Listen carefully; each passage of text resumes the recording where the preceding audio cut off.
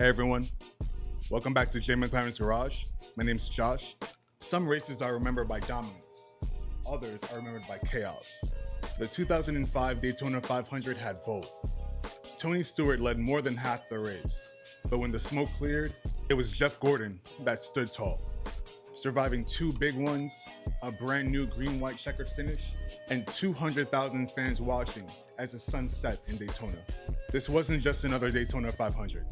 This was the first 500 ran more than 500 miles. It was a kind of race that reminds us that champions aren't just crowned by speed, they're crowned by courage when it matters the most. This is the story of the 2005 Daytona 500 at Daytona International Speedway. February 20th, 2005, Daytona International Speedway. All right. Gentlemen, start your engine! Wow. The 47th running of the Great American Race promised drama, and it delivered more than anyone could have imagined. The green flag dropped under the Florida sun after Matthew McConaughey's iconic call to start the engines, with Dale Jarrett leading from the pole. But almost immediately, the story shifted to Tony Stewart. For the second straight year, Stewart owned this race. The orange number 20 Home Depot Chevrolet seemed untouchable, leading 107 laps, more than half the distance, and threatening to finally deliver him a Daytona 500 crown. But the 500 has a way of breaking hearts. 11 cautions slowed the day, and two massive crashes defined the closing laps. On lap 184, the big one struck.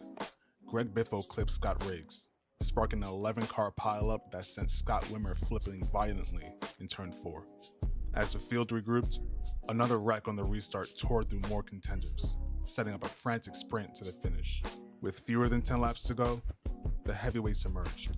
Stewart, Dale Earnhardt Jr., and Jeff Gordon traded blows at the front, drafting, blocking, and battling for every inch. Jr. surged ahead to the lead. Stewart fought back, and then Gordon made his move. A late crash involving Casey Kane forced overtime. The first Daytona 500 ever run more than 500 miles. As the sun dipped behind the grandstands, the stage was set for a 2-lap shootout. Gordon restarted in command, and when the field charged behind him, he held steady. With Kurt Busch and Dale Jr. in hot pursuit, the number 24 DuPont Chevrolet crossed the line first. Jeff Gordon was once again a Daytona 500 champion, his third, etching his name deeper into the history books of this race. Stewart was left with heartbreak in 7th, but for Gordon, it was a triumph of timing, patience, and courage under pressure. And that's what this race teaches us. Dominance doesn't always guarantee victory. Sometimes it's about having the faith to endure the chaos and the nerve to seize the moment when it comes. In racing, in life, in everything that matters, the victory doesn't always go to the one who controls the most laps. It goes to the one who refuses to back down when it counts. When I think of the glory days of NASCAR, this race definitely comes to mind. This race definitely had it all. The celebrity, the pageantry, the aura around the Daytona 500, the big name drivers, new faces, all these amazing sponsors, and of course the icon Jeff Gordon taking victory. This was a fantastic race. Now let's take a close look at the diecast. See on the nose, you see a lot of dirt on the nose and a bunch of orange tape on the middle grille and the bottom grille, which is one of my favorite aspects of this car. Down the left hand side is fairly clean, especially on the left front. A little bit of dirt and tire buildup, and a little bit of a tiny donut mark it looks like by the number, but otherwise fairly clean. I really love that this car has an orange spoiler on the back, and that rear deck lid is also orange. That's not really typical for this car. Now down the right hand side, very, very clean. Some specks of dust on the right rear where that DuPont is, but otherwise very, very clean. This car was raced and produced in 2005 by Action Racing Collectibles. This is an elite diecast in a standard finish.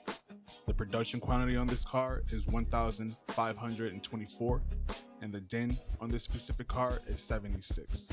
I purchased this car off of Macari. All in all, this was a very fun race to watch back again. Again, there were so many beautiful sponsors, a lot of big drivers, a lot of rookies and new faces. It was really cool. The racing was really phenomenal, and I really pray that one day we can get back to this level of NASCAR, both in the pageantry and also the racing and the intensity. As always, I appreciate you guys. Take care of yourselves and have a beautiful day.